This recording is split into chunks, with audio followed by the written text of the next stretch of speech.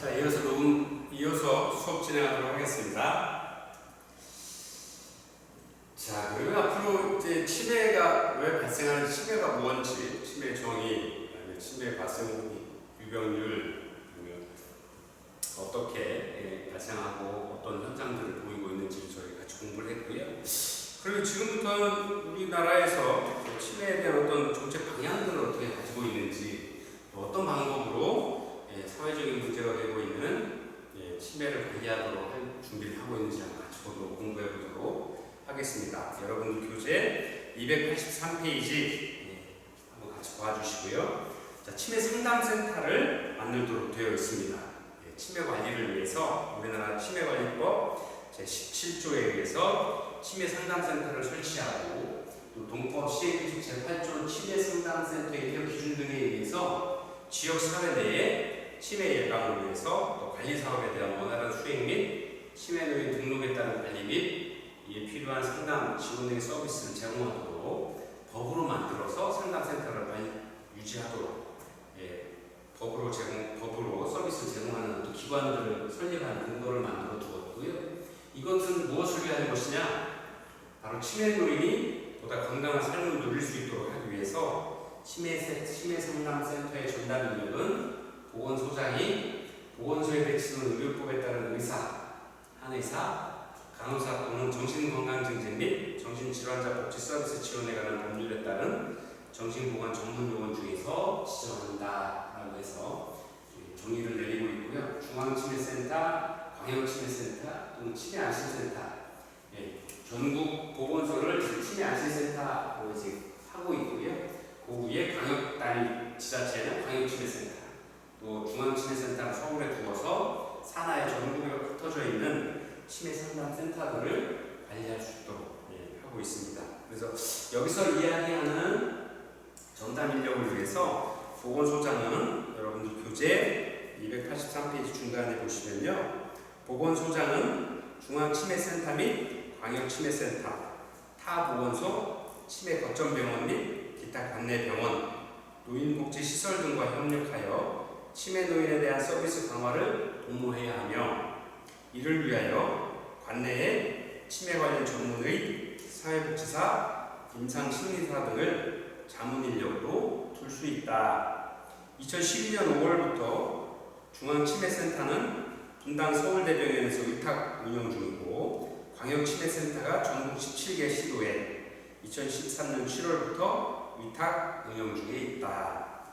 2017년 12월 말 기준 치매 전담형 장기 요양기관으로 요양시설 내에 치매 전담실이 있는 곳은 40개소, 치매 전담형 노인요양 공동생활가정은 2개소, 치매 전담형 주야간 보호는 13개소가 있다.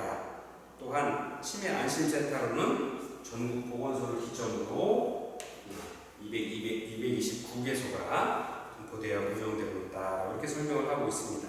그러면 중앙치매센터를 서울에 두고 맨 정점에 두고, 그 다음에 각 시군, 광역시도에 광역치매센터를 두고, 그 다음에 지자체별로 전국 보건소에 치매안심센터를 두어서 치매관리법에 의한 법에 의해서 치매에 어려움을 겪고 있는 가정이나 어르신들에 대한 행정 서비스를, 사회보장 서비스들을 제공하고 있다. 그러한 체계를, 행정 체계를, 전달 체계를 갖추고 있다. 이렇게 이해를 하시면 될 것 같습니다.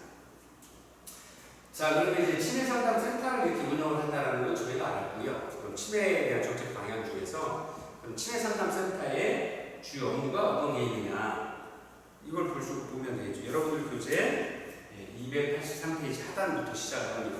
첫 번째, 치매 예방 및 인식에 대한 개선 교육을 한다라고 합니다. 그래서 매년 9월 21일이 바로 치매 극복의 날로 지정을 해서 행사를 해오고 있고요. 두 번째가 아까 말씀드린 치매에 대한 조기 검진입니다.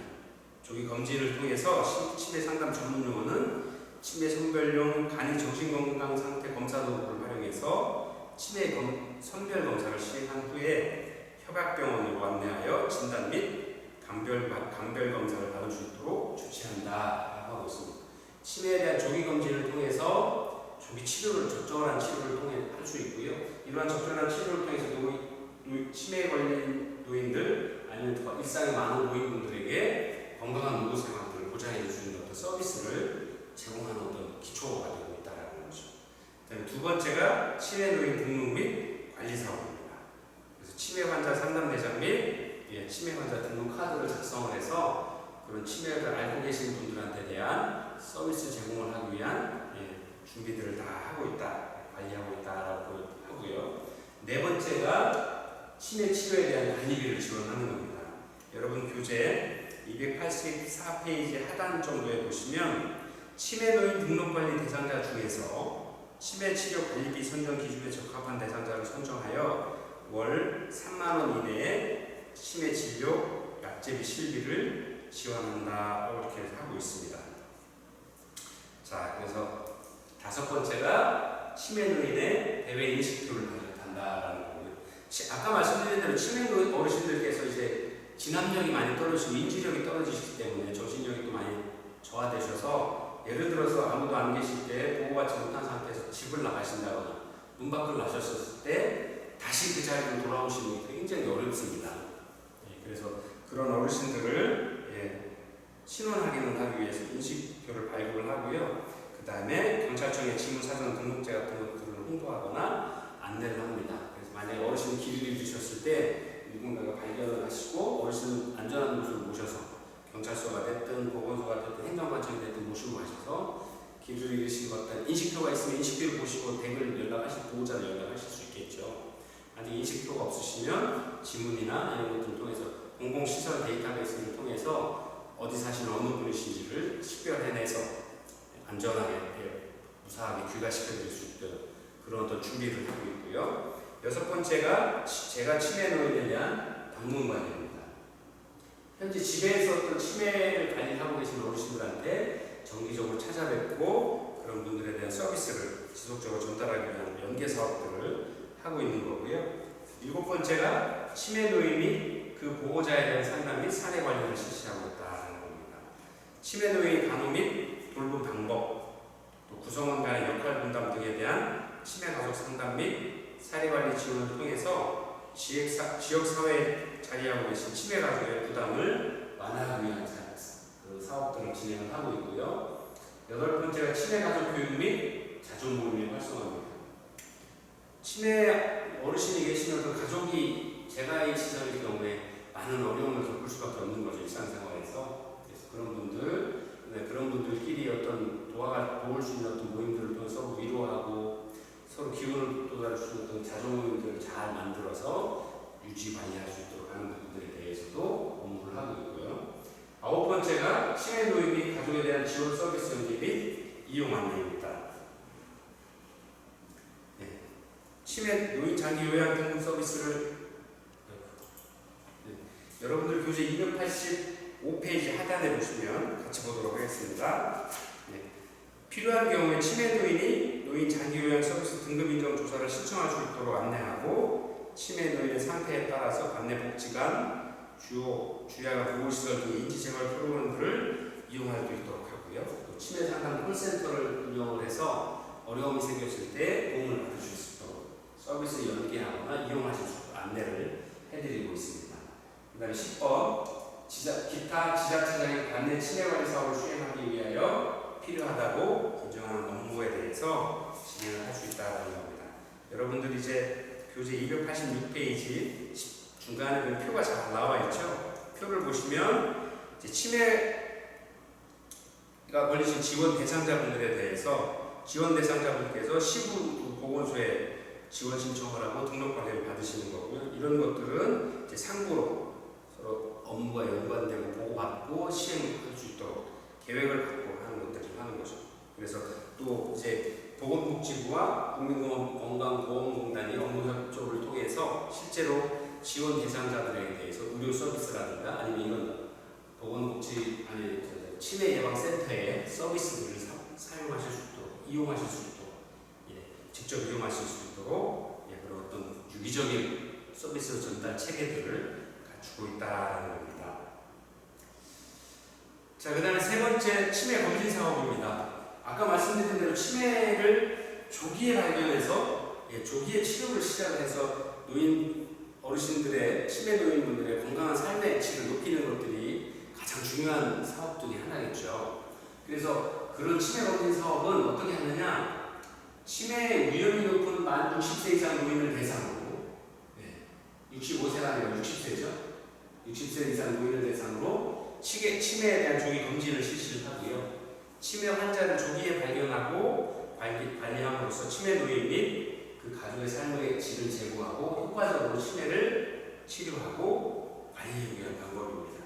그래서 검진 대상자 선정은 어떻게 하느냐, 선별검사 대상자는 만 60세 이상 모든 노인분, 또 진단검사 및 감별검사 대상자로서 연령은 만 60세 이상인자와 소득기준 중위소득 120% 이하인 자에 대해서 검진을 하도록 지원을 하고 있습니다.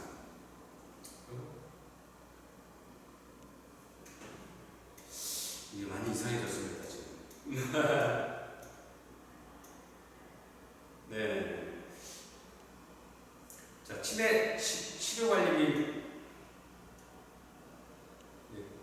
치료관리비 지원 사업도 하고 진행을 하고 있는데요. 치매 치료제를 복용 중인 치매 환자에게 치매 치료관리비 보험급여부 등 본인 부담금 2017년 12월 31일까지 사업기간 내에 발생한 치매 치료관리비 본인 부담금 월 3만원 상한 내에서 실비 치료제를 치료비에 대한 지원들을 실시를 하고 있습니다.